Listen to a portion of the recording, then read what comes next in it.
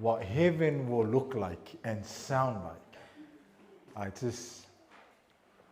There are songs when people sing, it just reminds you that there is hope. Yeah, these songs that I was just watching the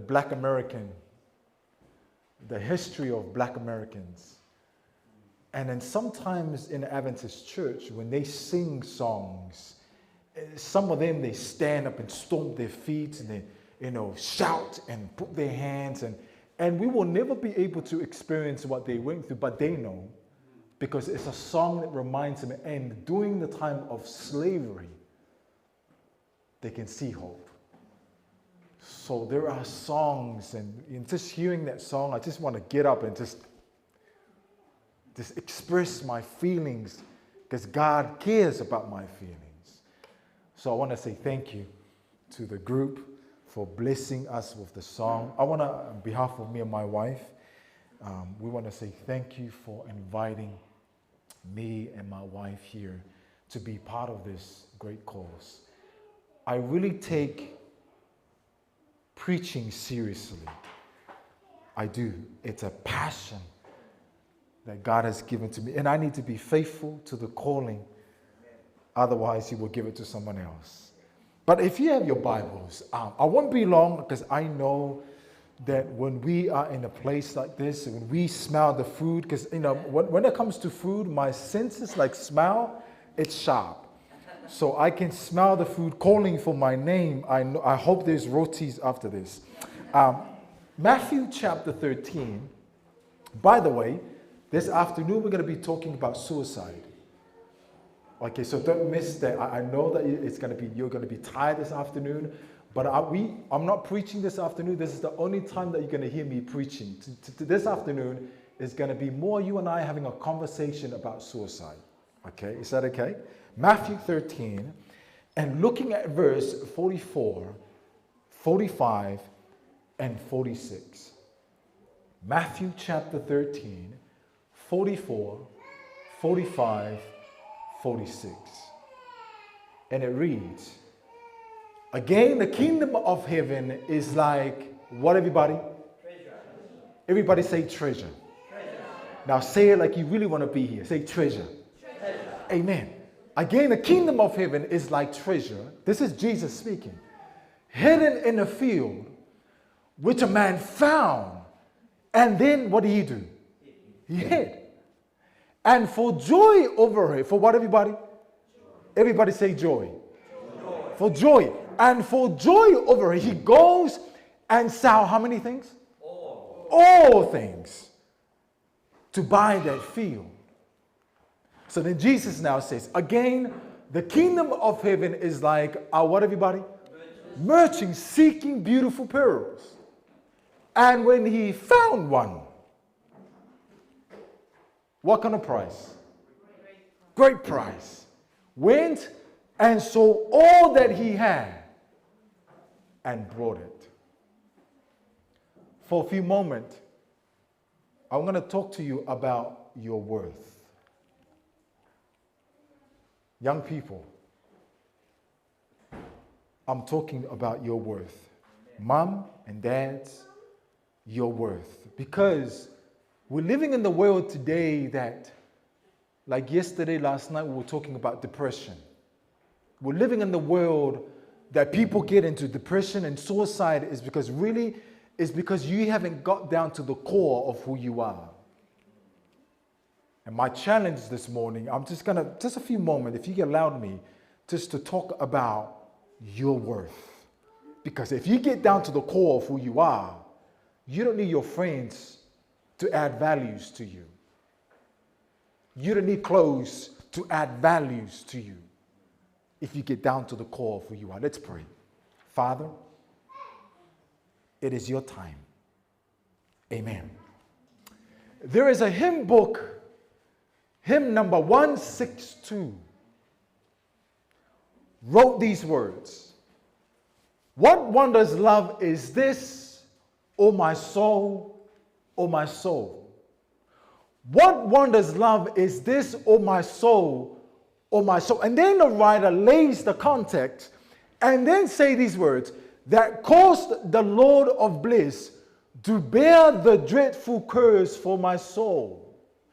In other words, this writer of this hymn, he is writing this hymn, this song, with the mind, with the understanding that how can this powerful God, how can this God that spoke, let there be light, and bang, there was light. How can this God who spoke and everything stood still? So this writer, with this understanding, how can this powerful God is willing to come down here and die for a sinner like me? So what he's saying in this hymn, this love of God, it doesn't seem worth it for someone like me. Have you ever said that to yourself before? How can this powerful God, this love, this is crazy. It doesn't seem worth it. I went to the internet, Mr. Webster, and looked up the meaning of the word worth. And it came up with this. It means the value of something. Everybody say the value of something. Say it one more time, the value of something. It could be the value of the car that you're driving right now. It could be worth, I don't know, maybe $10,000. Could be your shoes that you bought last week and you never wore it. It's in there, sitting there, waiting for the dust to go on it. It could be, I don't know, worth $500. It could be that you value your time with your family. Talking about worth. It could be that you value your time with your daughters, that you value your time with your wife. It could be that you value your time, your family time. So when I'm talking about the word worth, it really means exchange. It's the idea of exchange. I remember one day, me and my wife went down to Harbour Town. You know where Harbour Town is? All the females should know where Harbour Town is. Okay, this is your favorite place, Harbour Town. So we went to Harbour Town looking for some running shoes. So I went into the Nike store and I found the shoes. It was the right color, it was the right size, but I couldn't find the price tag. Have you ever experienced that before? You couldn't find the price tag. So I was looking, there was no one there to ask. So I was looking, but I remember every time I went with my beautiful wife to do her shopping, shoe shopping, normally she flips the bottom of the shoes and there you will find the price tag. So anyway, I quickly remember, I flipped the shoes and $380.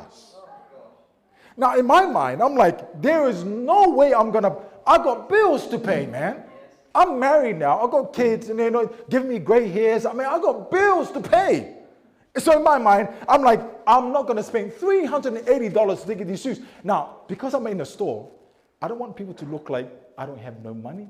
So I'm pretending like I'm not poor. I'm just looking around, just act cool and just slip back where it belongs. But the crazy thing was, there were two brothers standing next to me, were looking at shoes that cost $480. So I can hear them talking about, man, this is cheap. And I'm like, oh, can I have some of those money to buy this for? It was cheap. So they went to the counter and bought it. I'm talking about worth, your value, the value of something. So now Jesus here now speak about these parables, two parables. Jesus is using parables to teach the people about the kingdom of heaven. See, Jesus, he is communicating the fact that this place of heaven, there is no sin, there is no gossip. Praise Jesus, because in the church there's a lot of gossiping. Is that okay? Can I be real with you this morning? Is that okay? Can we just, because I don't want to be pretending, coming in here and telling you something. There's no gossip. Praise Jesus. In heaven, there is no COVID-19. There is no isolation. There is no mask. Thank you, Jesus. So in heaven is a place, it was perfect. So Jesus has to come down from that kind of place and trying to explain that to these disciples who have no idea. Because to the disciples, sin is normal to them. Addiction is normal to them. Gossiping is normal to them. Hating is normal to them. Rape is normal to them. So to the disciples, to them it's different. So Jesus has to come down from this perfect place and trying to explain the kingdom of heaven to these disciples who have no idea. Now, to the kingdom of heaven, to the disciples, the kingdom of heaven to them is like Rome. Is there, like for example, a lot of people said, oh, Brisbane City, man, it's amazing, Brisbane City. So in the mindset of the disciples, the kingdom of heaven to them is like Rome. Because you see, back in the Bible days, young people, Rome was a place to be. You know, there was a certain place that you guys hang out, you know. They're like, oh man, cool, because he's there. Rome was that kind of place. Rome was a place that everyone wanted to hang out. Rome, have you ever heard the saying that all road leads to Rome? It was a Rome. It was a city of cities. So when Jesus said, the kingdom of heaven is like, so to the disciples, they're like, oh, he's going to say Rome. But then Jesus will say something. The kingdom of heaven is like a mustard seed. And then it throws the disciples away because their mindset is totally far away from Christ. So Jesus used parables to try to make things simple to the people who can't comprehend his glory. So now Jesus, I'm almost done. So Jesus now in Matthew 13. So now he tells the parable. So the parable goes like this. The kingdom of heaven is like this. A man who was walking on the field and he found what, everybody? Treasure. He tried treasure and then hid it and went back. So when the disciples heard that from Jesus, that Jesus said that this man found treasure, put it and hid it in the ground. So when the disciples heard it from Jesus, they understood it. Because see, back in the Bible days, if you have a massive treasure, gold, what they do, they dig a hole and put treasure in there, cover it back up, and go on with their life. Let me ask you a question. If you receive $2.5 million right now, listen carefully to the question. If you receive $2.5 million right now, and if you do, please let me know so I can be your friend. Okay, $2.5 million, where would you put it? Would you put it underneath your pillow? Where would you put $2.5 million cash in your hand right now? Would you put it underneath your pillow? Would you put it underneath the bed? Would you put it in the car? No. Why? Because it's not safe. So what you might do, you might put it in the bank, you might have to invest it, or you might have to put it in the stock market, whatever. But see, back in the Bible days, there were no banks. So what they do, they took what's valuable to them, dig a hole, and put it back in there and hid it, and then went back on with their life. So now the parable now, Jesus now said a man was walking on the field. Now imagine, I'm a preacher and I like to imagine myself to the parable. So this man now was walking. Jesus said the man was walking, and what happened? He stumbles over something. The man looks and he goes and digs. And then the man, he found something. He found something. So he bends his knee down on the dirt and he keeps digging. And then the man sees treasure. So what happened, you can imagine, he picks the treasure up and he looks around, makes one nose looking. He's so excited. Wow, treasure. So the Bible now says, Jesus said, the man put it back and hid it. And then he went and sold how many things? He sold everything for that treasure. Now, question. What do you think how people react when this man sold everything? What do you think how people react? Man, you're an idiot. Sorry, you're crazy. Are you out of your mind? I mean, I'm a Samoan. If I go to my parents and say, look, I gave up my job for this field, they're going to look at me, what are you? You're a fool. Why would you do? So you can imagine the people around him. Why would you do something like, you're crazy? But to the man, he's not crazy because he has seen the treasure and the value of the treasure. They couldn't see, but he saw with his two eyes. So he hit him and went back. Now, are we supposed to feel sorry for this man? Look at verse 44.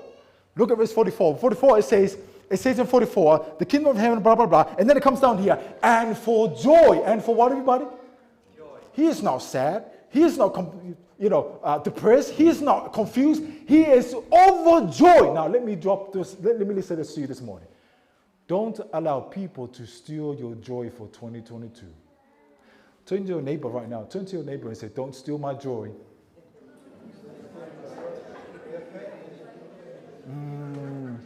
Don't touch my joy. Yes. See, listen. I'm going to be real. See, there are people in this place that are going to do anything to steal your joy because when they see you climbing, they're like, wait a minute. Why is this person going out? I'm going to do everything to destroy the joy of this person to pull them down. See, you need to have a mindset. Come on, buddy. You need to have a mindset in your mind to say, in the name of Jesus, I am not going to allow anybody to steal my joy for 2022. I got plans, I got goals. You know, this year, me and my wife, we sat down, we've got some goals, we have some business goals, we've got some ministry goals, marriage goals, physical goals, mental goals. We got some goals, and we say to ourselves this year, in 2022, it's my year. And I'm not going to allow anybody to steal my joy because I'm moving forward, like it or not. For joy. So Jesus now tells the second parable. The man was walking through the marketplace, he found the beautiful pearl of great price, and he said, put it in his pocket, paid everything, sold everything to buy the pearl. Now, my question is, what is going on here? What are the meaning of these two parables? Now, most Bible scholars, and I believe of them, most people who study the Bible and Bible scholars, they believe that the treasure is the gospel. And I agree with them. That the treasure is the gospel. As we carry on walking with life, as we carry on with life of sin, life of brokenness, life of darkness, life of addiction, life of gossiping, life of hurting, as we carry on, somehow we stumble over the gospel. And then so we come across the gospel, and then we start reading the gospel that seems dirt at first. Have you ever experienced that when you first came to Christ? You started reading the Bible, young people, and you're like, man, I have no idea what this book is talking about. Have you ever experienced that before? Even the older people, older folks, when you first came to Christ, you're digging into the treasure, the gospel, and you're like, oh, wow, it doesn't make sense. But guess what? You never give up. And because you don't give up, you dig more into the treasure. And the more you dig, you come across more treasure. And so you're so excited. Oh, wow. So you dig more. And the more you dig, you realize now the treasure is Jesus Christ. Can somebody say amen? You found Jesus. And because Jesus is so sweet, he is so comforting, he is so loving. And so therefore, you went up, you gave up your smoking, you gave up your drinking, you gave up your gossip. You gave up your addiction. You gave up everything because you now know, wow, Jesus, you are the only one that can satisfy me. But hold on. I really believe there is a second meaning to these two parables.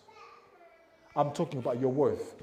I really believe that these parables teach more than Jesus being the treasure. I'm going to show you something to you. Keep this in your mind. The value of an object is determined by the person who's willing to pay the price. Is that correct? Yeah. The value of an object, young people, listen carefully because this is destroying young people. I've been working for the young people in the Logan City Council. And a lot of them are Samoan, Fijian, Tongan, Australian. They all struggle with knowing the worth of the core of who you are.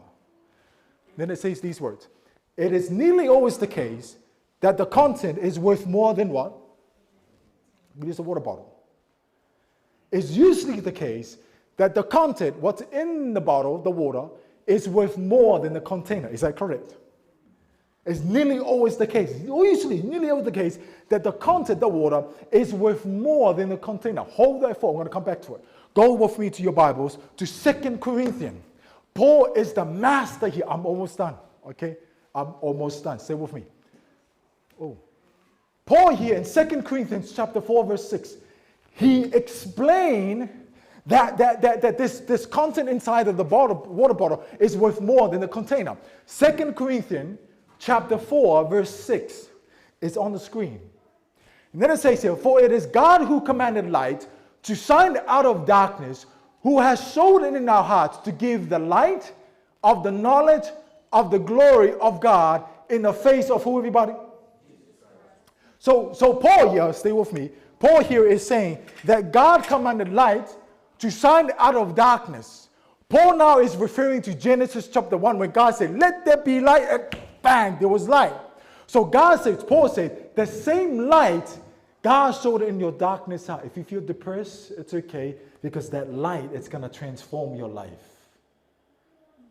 It says here, now, for God commanded the light, the knowledge, and the glory of God.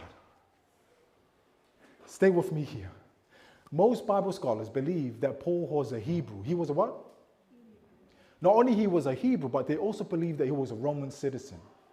Not only he was a Roman citizen, but he was a Greek. He was from a city steep into Greek culture. So he was a Roman citizen, he was a Hebrew, and he was what? Greek influence. So what Paul is saying here, what Paul is trying to say here, he said it doesn't matter what culture you come from. See, let me ask you a question. What's more important to the Romans? It's power. With the verse there, right? The heart is to give the light, the knowledge, and the glory. What's more important to the Romans is glory, power. What's more important to the Hebrews? To the Hebrews is light, shine your light. What about the Greeks? Philosophy, right? What's more important to the Greeks is light. So what's more important to the Romans? Paul said the glory. What's more important to the Hebrews is the light. What's more important to the Greeks is knowledge. Catch this. What Paul is trying to tell us this morning, it doesn't matter what culture you come from, you will find fulfillment in Jesus Christ. Can somebody say amen? It doesn't matter what culture. It doesn't matter what culture you come from. Because look, listen to the verse. For it is God who commanded light to shine out of the darkness, who has shown in our heart to give the light, that relates to the Hebrews, to the knowledge, that relates to the Greeks, and to the glory, that relates to the Romans. So what Paul is saying, doesn't matter what culture you come from.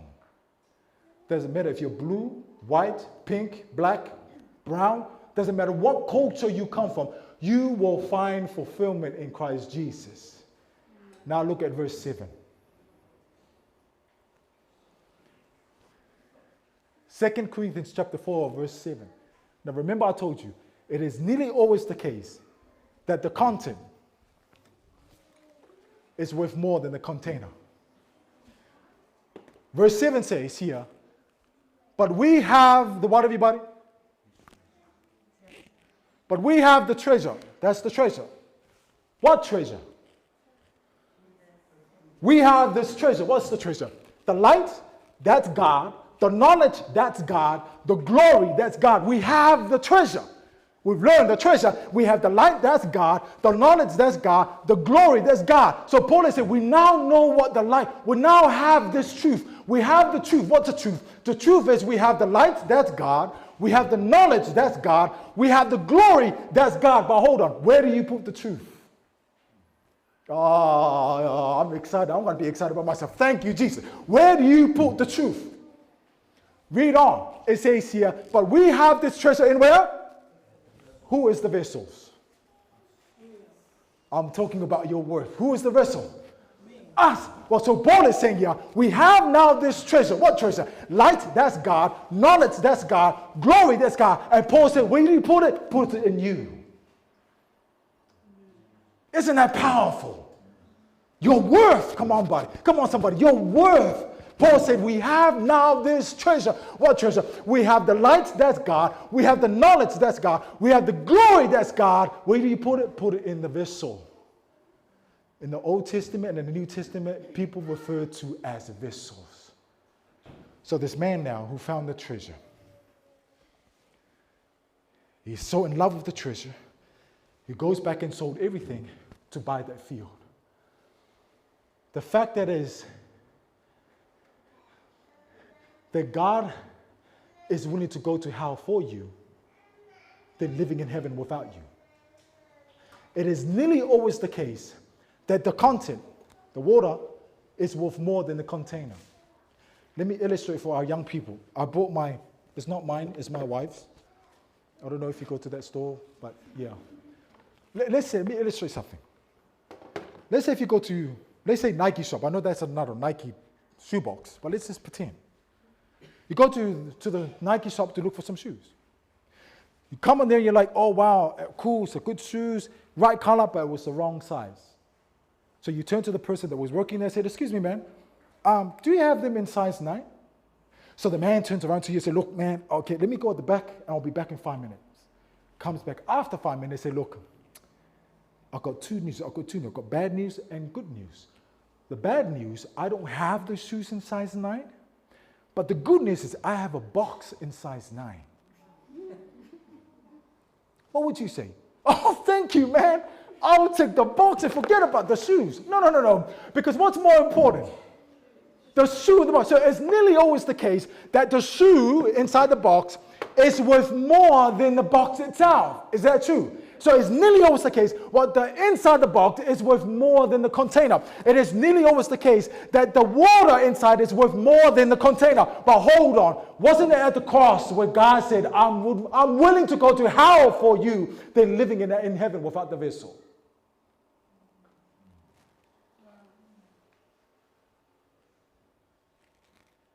I want that to sink into your mind, because I'm talking about your worth.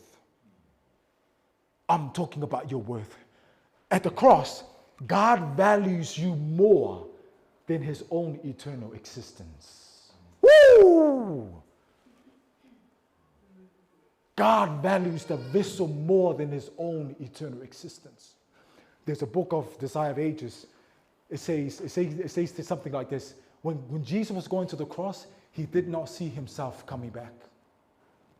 He said, Father, even if I don't come back home, I'm going through it. Why? Because of your worth. Of your worth. The Bible says in Hebrews, I'm almost done. Oh, that's not there. In the book of Hebrews, it says, for joy, Jesus endured the cross. What? Are you crazy, Jesus? So that means when you go into the cross, when you're making your way to the cross, you had joy in your heart? He said when Jesus, looking at the cross, when Jesus was making his way to the cross, he didn't look at the cross. He looked past the cross, and guess who was standing on the other side? You. What was Jesus' joy? You. See, Jesus, God, is the water. You and I are the container, the vessel. In the eyes of God, he values the vessel more than him the light, than him the glory, than him the knowledge. He values the vessel more than his own eternal existence. Isn't it something? So now back to our story. This man was walking on the field, looking for Jesus. It's not me that is looking. Normally, I'm the one that gives up everything, right? We give up our phones. We give up our addiction to read the Bible. We give up our sins. We give up our gossiping. Normally, we are the one that gives up everything to follow Jesus. Normally, we are. But we learned this morning, see, the heart and the soul of the gospel is not what we gave up for Jesus. It's what he gave up for you. I'm talking about your worth. So this man was walking on the field. I thought I was walking on the field looking for Jesus. No. It's not me, it's not you, it's Jesus. Jesus is walking on the field, and somehow Jesus, he stumbles over something. You can imagine, so Jesus, he looks over, he bends over, and then his knees on the dirt, Genesis 1. Hands in the dust. Jesus started digging. And the more Jesus digs, listen, the more Jesus digs, he comes across treasure. So Jesus was so excited. He was so excited. He digs, and he finds the treasure. He picks the treasure up. Oh, and you can just imagine, Jesus was so full of joy. So Jesus, he looks at the treasure and he said, wow, this treasure was fearfully and wonderfully made. He looks at the treasure. He was so in love with the treasure. And guess what? The treasure is you. I thought it was Jesus. No. The treasure is you. So Jesus puts the treasure back. He covers back up, and then he went back to his father. He said, Daddy, I was just at the Milky Way. I was just at this place called Earth. And then I found something, Daddy, that I really wanted. I'm so in love with this treasure. Dad, how much is going to cost me to buy that field? You can imagine the father is, son, you're talking about that field called Earth? And the son is like, Jesus is like, Father, I really want that. Because there's something in it. There is treasure in it that I want to buy it. How much is it going to cost me? The father is like, son, you really want that field? The father looks over and he says, son, it's going to cost you your life. Jesus, my life? Jesus looks over at the field. And his Father, I'll take it. Jesus was walking for the marketplace. I thought I was walking for the marketplace looking for Jesus. No. It was Jesus. Went for the marketplace looking for beautiful pearls. Jesus found one. He picks it up. He looks at it. And then he turned around to the owner and he said, how much is it going to cost me to buy this field or this pearl? And the owner was like, are you crazy? Jesus, that pearl is broken. That pearl is messed up. It cannot be fixed, Jesus. It cannot be fixed. Why? Look at these other beautiful, perfect pearls. Take those ones. Jesus, no. I like this one. How much is it going to cost me? The owner looks at the pearl and said, are you sure, Jesus, because it's broken? Jesus, no. How much is it going to cost me? He said, it's going to cost you your life. It's going to cost you everything. Jesus, with a smile, he looks at the beautiful pearl and he said, it's going to cost me everything, right? I'll take it. The pearl is you. The heart of the gospel, the soul of the gospel is not what we give up for Jesus. It's what he gives up for you. And look at what we have to say. We look at the mirror, I'm ugly. We look at the mirror, it's not worth it. What does Jesus get? What does he get? You. And look at what we have to say. It's not worth it. Listen carefully. Your value is not tied up to your figure. Your value is not tied up to the tie you wear. Your value is not tied up to your friends you hang out. Your value is not tied up to the titles that we hold in churches. Your value is not offices that we're trying to get in the church. Your value is not tied up to your car. Your value is not tied up to your bank account. Your value is not tied up to your house. Your value is only found on the person who's willing to pay the price. Your value is determined by the person who's willing to pay the price. Let me ask you a question. Last question before I'm done. If I ask you, how much is this clicker? Is that how you say it? Click? Or remote, whatever it is. And back in Samoa it says remote. Remote for everything. If I ask you, how much does this cost in the shop? Some people say 120, right? Let's say that this was passed down from generation to generation to generation. How much is it going to cost now? You can't put a price tag next to it, right? Let me ask you a question. How much are you worth? Hold that thought. Let me say it this way. How much is God worth? When we talk about God, when we talk about the love of God, we never ask that question. How much does he worth? How much does he worth? Billions? You can't put a number next to God's name. Let me ask you this question. If you really want to know how much you're worth, young people, and mom and dad, if you really want to know how much you're worth the price of God.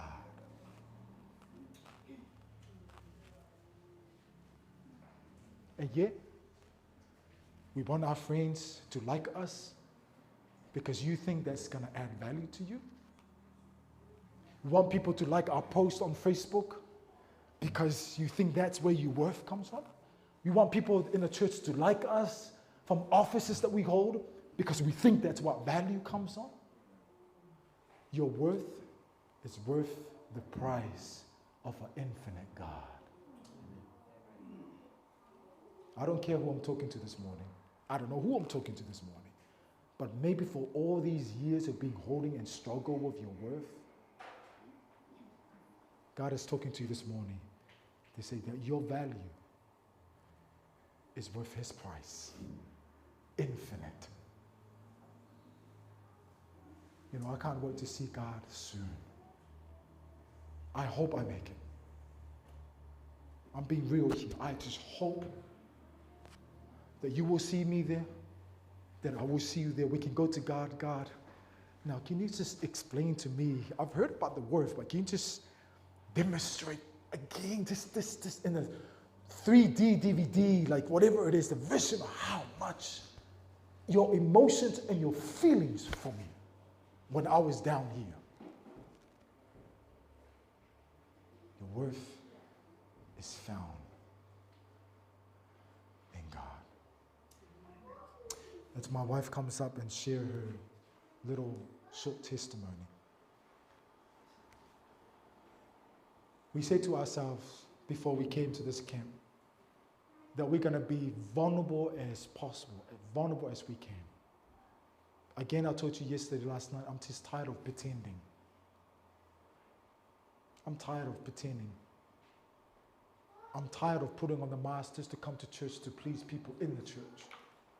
So I told my wife that whatever she has in her heart, that God has put it in her heart to share today, this is her story. And you're gonna hear some raw stuff, and it's okay. Because we need a lot of that in the church today. Hopefully you'll be blessed.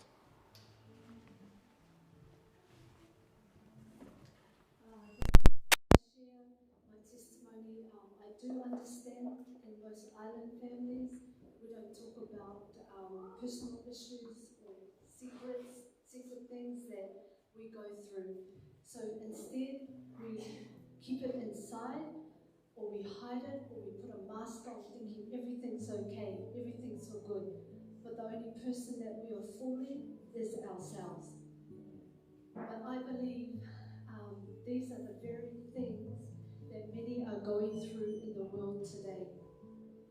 So I've been praying this morning that someone here, even if it's just one person, will be blessed as I share my testimony.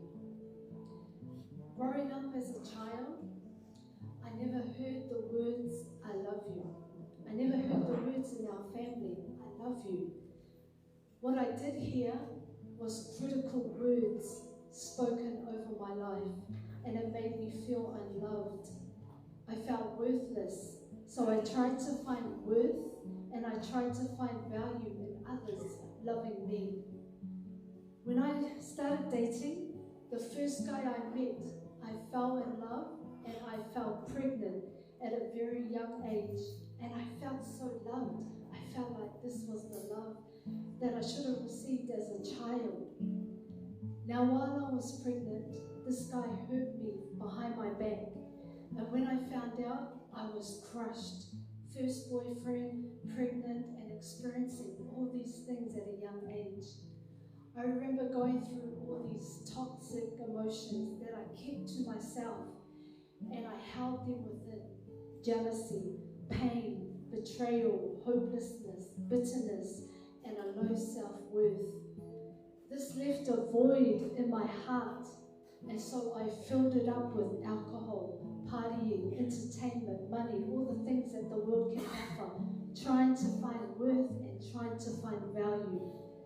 Now I stayed with this guy because in my mind, my worth was found in others loving me, and maybe this baby might bring a change. Our son was born. Now I didn't know how to be a mother because I was still a kid myself. We went through a really rough relationship because I chose to hold on to damaged emotions and memories, and I allowed them to control me.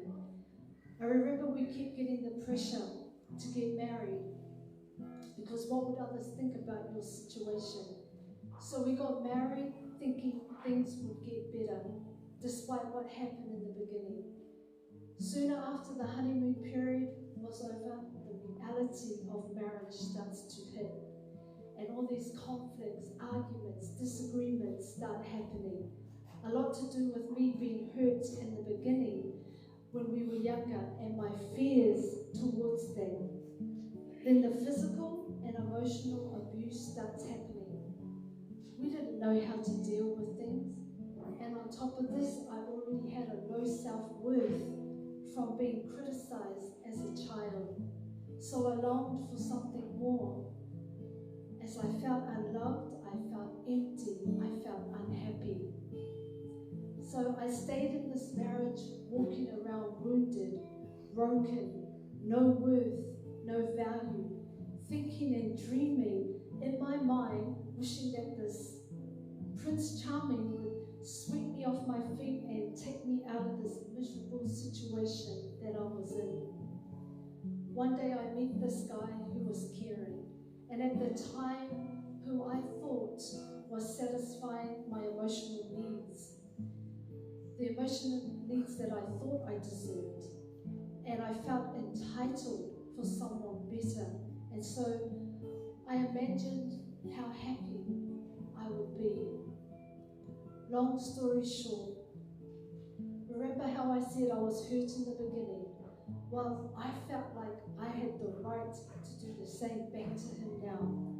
And so that marriage ended in divorce and sexual and physical abuse. You know, it's really devastating when one commits adultery. And to go through a divorce, it affects many people. I then go straight into another relationship and a few more messed up relationships, still trying to find worth and value in others loving me. Now, I relate all of this to my childhood experience when my root cause lay being emotionally abused and not feeling loved. So when the opportunity came for me to get away with someone and be loved, I jumped each time, trying and hoping to find what I was looking for. I realized I was longing for love. I didn't know what love was. I never heard the words, I love you. So how can I give that I don't have? So I lived in this cycle of always finding self-worth and value in others loving me. Then I married the man that I'm with today. And it just seemed like it was another cycle. But then we found a friend came and invited us to his church. And this is where I truly experienced Jesus' love and came to know him. And I realized I couldn't love him when I was younger because I had this distorted, confused picture of God's love through the criticism that I received as a child. And so this is how I saw God to be, a critical God. And so I felt unloved by God. But when I came to realize the true picture of God and that God loves me, I started to have this personal and intimate relationship with him. And his love awakened love in me. And I was able to love my husband and be loved and hold a marriage. I also realized I had to take off my mask and face the pain and experience healing from my brokenness. I had to walk past others that were gossiping about me and face the shame and face the guilt. Jesus is the only one that knows everything about me. He is the only one that can fulfill all my heartaches in life because he understands. He can relate. He felt everything that I went through. He's acquainted with my fears. He's acquainted with my shame and my emotional pain in my life. He understood how I felt when I was criticized as a child. He understood my emotional needs and how I felt unloved. He understood the physical and sexual abuse I went through. He understood the void in my heart. And you know what? He never condemned me. He never criticized me. He never gossiped about me. And he never rejected me. And so because of his love and because of his goodness towards me, man, I tell you, it melted my heart. So I was able to go to him for healing and surrender my life, repent, confess all my sins, all my damaged emotions and memories, and start the healing process. It was at the cross that Jesus died for me. And even when I failed him, he still loved me. It was at the cross where I bowed my knee to him, where his blood was shed for my sins. Young people, there's no greater love out there in that world than this. For this love was what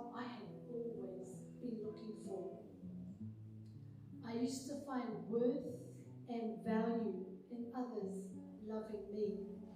Today, my value and my worth is found in God loving me. Family, when we realize God loves us and He gave us everything for you and for me, you will realize your worth. Because you see, I am worth it. I am valuable. I am unique. I am precious. Only because Christ, He paid the highest price just for me. Thank you. Amen. Thank you for that testimony. There is only one love that is only found in Christ, that can only fulfill you. You can't find it on your husband, you can't find it to your brother, your sister next to you. You can only find it in Christ.